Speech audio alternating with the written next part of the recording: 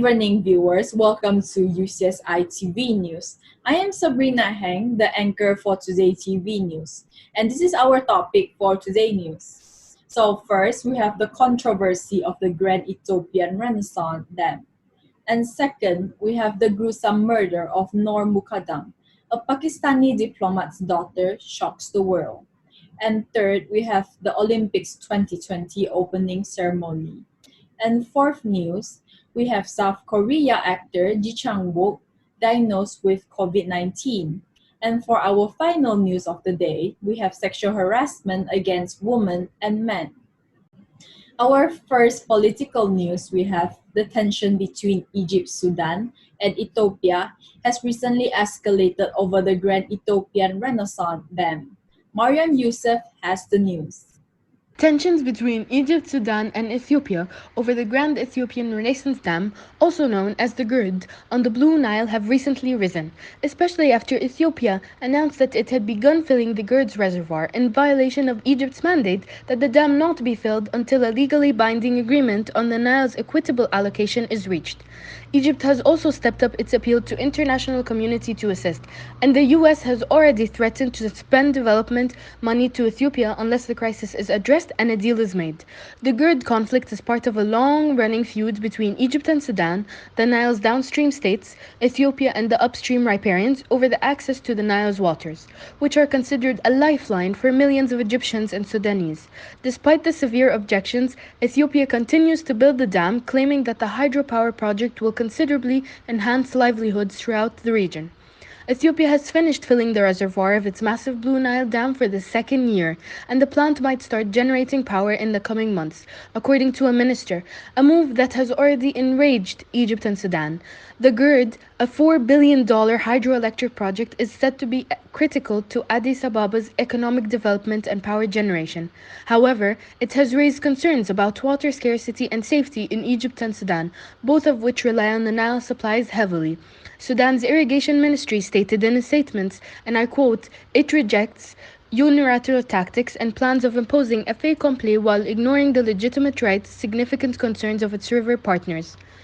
Khartoum urged Addis Ababa to continue negotiations to obtain a binding and comprehensive legal agreement that safeguards the interests of all parties. Egypt said it received formal statement from Ethiopia last month that it had started filling the reservoir for the second time, and it had opposed the move.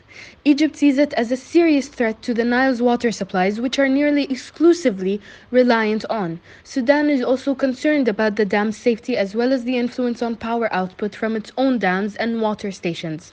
Long-running diplomatic efforts to address the conflict between the three countries have largely failed. This is Mariam Youssef covering international politics. Back to the studio. And in crime, the country of Pakistan is rocked as the gruesome murder of Islamabad Noor Mukadam comes to light. On July 20, 2021, Mukadam, who was the daughter of Pakistan's former diplomat to South Korea and Kazakhstan, was shot and slaughtered by Zahir Jaffer, son of the 10th richest family in Pakistan. UCSI TV News, Mariam Ayman has the details. The Eid al-Adha celebrations in Pakistan were marred with blood and shame following the gruesome murder of Noor Muqaddam on July 20, 2021. Muqaddam was murdered in the upscale sector of F74 in Islamabad, the country's capital. She was shot multiple times before being beheaded by Zahir Jaffer, heir to the 10th richest family in Pakistan. Jaffer, who had been deported from the UK following a rape conviction, was found playing with the decapitated head of the victim. Following the murder, Jaffer's parents called his therapist and tried to smuggle Jaffer out of the country. However, the police caught Jaffer at the Islamabad International Airport right before he boarded a flight to the United States of America. Jaffer has a long history of drug abuse and violent behavior.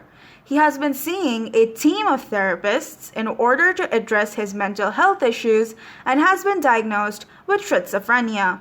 However, Jaffer has been known for throwing raving parties for his friends with free-flowing alcohol and drugs.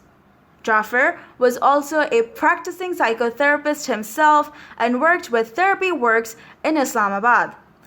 All of this shows that the murderer was clearly not as adult as it was being led on in the beginning of the investigation. While the narrative is being spun in a manner that would allow for Jaffer to be pardoned under the insanity plea, in a statement released by the police, it has been revealed that Jaffer was of sound body and mind when he was arrested. A domestic helper from Jaffer's home has revealed that prior to the murder, Jaffer had asked him to teach him how to decapitate a person. This indicates that the crime was premeditated. On July 25, 2021, Jaffer's parents were arrested by the Islamabad police for concealing a crime. In addition to being put on the exit control list, Jaffer and his parents have been remanded for 14 days at the Adiala jail in Islamabad. The trial is set to begin on August 10, 2021. International Crime brought to you by Mariam Imam. And now, back to the studio. In sports, after a year of postponing, the Tokyo Olympics 2020 has finally begun with a grand opening ceremony adhering to the social distancing standard procedure due to the still ongoing pandemic situation. Kumara Guru has the details. The Olympics 2020 opening ceremony officially kicked off the Games on the 23rd of July 2021, with US First Lady Jill Biden and French President Emmanuel Macron attending the event. After getting postponed for a year, the Olympics fever has finally begun to travel through waves all across the world. The Tokyo Olympics 2020 is an event that has been long awaited by many despite the pandemic situation. Athletes from over 200 countries paraded in a near-empty stadium to begin the introduction and starting ceremony of the Olympics. Some teams practiced social distancing while others didn't during the parade. The preparations and events went as planned, even as Japan continued to report COVID-19 cases. Ahead of the opening ceremony's start, protesters took to the streets of Tokyo to voice their opposition to the staging of the Olympics in Japan. But the ceremony was not stopped for any reason, since it has been postponed for a year long and finally found a common ground to get on with it. The opening ceremony endured a great amount of digital viewers, as it was the only way to show support to their countries for this year's special way of conducting the Olympics. With great competitions and sportsmanship, the games are being carried out with the appropriate measures taken in order to minimize the possibilities for COVID-19 clusters to happen in the village. Athletes from various countries are giving their best to snatch away the gold medals in order to further lift up their country's reputation at these trying times, and the audiences at home are in great treat watching the heart-pounding matches and tight scores among players. International sports news presented by Kumaraguru Kumaran. Now back to the studio. And in entertainment, the famous Korean TV drama actor Ji Chang-wook was infected with the new coronavirus during filming and is currently in isolation. Jasmine Kaur has the details. On July 26, according to Korean media report, most people in the entertainment industry said that Ji Chang-soo tested positive for the coronavirus.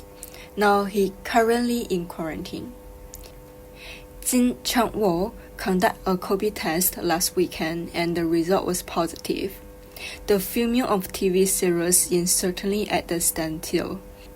Fortunately, Jin Chang-wook has no direct contact with the other actor and staff. The intern production teams and actor of the TV series are undergoing the COVID test, and it's difficult to continue filming at the present. Jin Chang-wook is a popular Korean idol actor with high popularity. His fans, after knowing he got the COVID test, many fans want to know his recent situation. And the positive result, not just him. Recently, with the impact of COVID-19 pandemic in Korean entertainment industry, many artists got COVID.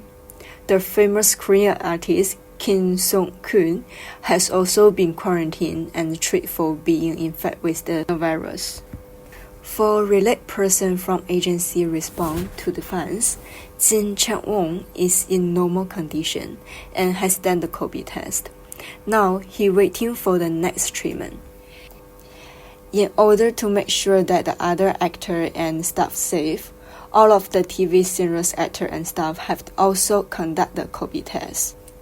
Jin Chang-wook's agent said that Jin Chang-wook will receive professional treatment and reply as soon as possible and complete the filming work. For our final news of the evening would be sexual harassment against women and men. Sabrina Heng has the details. Sexual harassment has been an ongoing crime for a decade now. Every day, nearly 1 million people is being sexually harassed. I have invited 3 special guests to talk about this topic. What do you think about sexual harassment? Sexual harassment is very unethical and inhumane to forcefully perform such act on someone when you do not have their consent, and it is a very illegal act to do so. It causes a lot of complications aftermath to the victims. For example, discomfort. If it happens at their workplace or their study place, you know how who likes feeling uncomfortable when being in a place that where you strive to survive in life. Disrespectful behaviors and or actions, and I feel like sexual harassment includes any form of unwelcome sexual behaviors that is very offensive. And also I think that the victims of sexual harassment could fall on both men and women. It's not only about women. And also it can happen at work, uni, and school. So basically everywhere, even on the public transport, that actually have a real case that happens before in our society for the reference. Why do we not hear more about men being sexually harassed even though it is a common occurrence? Men has bigger ego than most women, and society deem men to be more masculine. So that's why men are actually often too embarrassed to bring up or report to the authorities that they were sexually harassed. Maybe because it was the common impressions that we have on men, that we think men are the species that would usually do such thing, as they have higher sex drive compared to women, and it actually requires a strong mentality for them to control it. And although both men and women are sexually harassed, international survey data shows that a majority of the victims are women. But even though without all this data and researchers, it's a very basic and common sense for people to realize that the fact that women are mostly the victim and all the real incidents that have happened since century ago. So it's easy for us to ignore that the fact that men could be the victims of sexual harassment too. Why do you think sexual harassment is such a big issue? Has caused many men and women to develop trauma towards society, and people will often feel ashamed if they mention to others that they were sexually harassed. Like most people will bring up negative comments, for example, like, oh, you wore clothes that were too short, or you should be more aware of your surroundings. But I think some people do not realize that it's not about the attire or the surrounding that cause sexual harassment, because it can happen to anyone at anywhere in any time. As it was mentioned before, it was a very unwelcome behavior and means that the victim did not ask for it. So it is considered a big issue for them, and it could profoundly affect them in a mentality wise, for example, like trauma and depression, so on. How do you think sexual harassment can be stopped? Must tighten their law enforcement when it comes to this issue, and people must bring more awareness to this situation and not take it lightly. The most effective weapon against sexual harassment is prevention, and harassment does not disappear on its own. In fact, it is more likely that when the problem is not addressed, the harassment will worsen and become more difficult to remedy as time goes on. And we must always provide protection and support for the employees who feel that they are being harassed, and also provide more education and information about harassment to individuals on a regular basis. Leaders of the community or leaders of our country, like other countries too, they should do like awareness related events, like through social media, or like the traditional way where they just go to schools and then they give lectures and all, they do activities and all, uh, to like spread awareness to the younger generation so that they are exposed to it earlier. That's one of them. Like in this awareness related events, they can talk about like um, you actually can get help. You actually can report. There is a way to report if you are sexually harassed. Like they should also talk about how the victims should not keep it to themselves like that, and then struggle alone. Do you think government should raise more awareness towards sexual harassment? I think it is a very serious issue in our society, and the government must put more attention towards it. The government should make more strict punishments for the wrongdoers, for the harassers. They should raise more, like create campaign for it, so the people in that society will have this awareness in our surrounding to decrease the case. What can you say to those that have been sexual harassed before? Those who were sexually harassed before, I can say that you must always report to the police and be brave to voice out. If you don't, the offenders will repeat the same mistake on other people. Always bring justice towards the situation, and do not also let yourself and others to be a victim of sexual harassment. Muster up your courage and talk it out. At least talk it out to someone about it, and not struggle yourself. In order to decrease victims of sexual harassment, every individual should educate themselves and be aware of their actions. Government should also take this crime seriously to prevent harassers from getting their way. This is all from reporter Sabrina Heng. This is all for the news today. Please join us next week for the upcoming news. Thank you.